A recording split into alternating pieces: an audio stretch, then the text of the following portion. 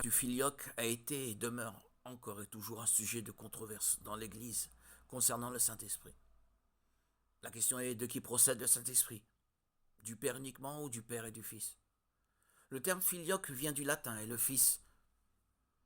La clause du filioque est ainsi appelée parce qu'elle a été ajoutée au symbole de Nicée afin de préciser que l'Esprit Saint procédait du Père et du Fils. Cette question a provoqué tant de conflits qu'ils ont fini par aboutir à la séparation entre l'Église catholique romaine et l'Église orthodoxe orientale en 1054 avant Jésus-Christ. Les deux églises sont toujours en désaccord sur ce point aujourd'hui.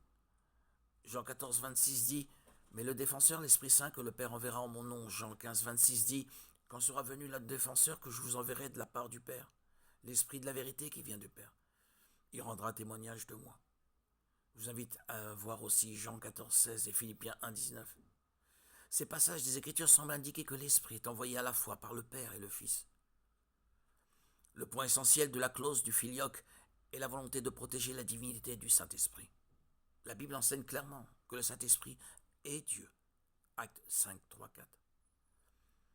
D'après les adversaires de la clause du filioque, si l'Esprit Saint procède du Père et du Fils, cela implique qu'il est soumis au Père et au Fils. Ses partisans pensent au contraire que le fait que le Saint-Esprit procède du Père et du Fils n'affecte pas son égale divinité avec le Père et le Fils.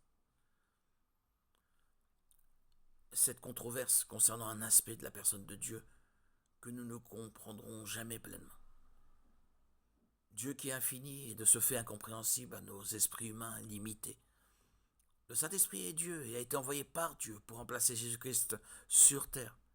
La question de savoir si le Saint-Esprit a été envoyé par le Père ou par le Père et le Fils ne trouvera probablement jamais de réponse définitive.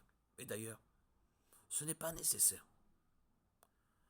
La clause du filioque devra peut-être toujours rester un sujet de controverse.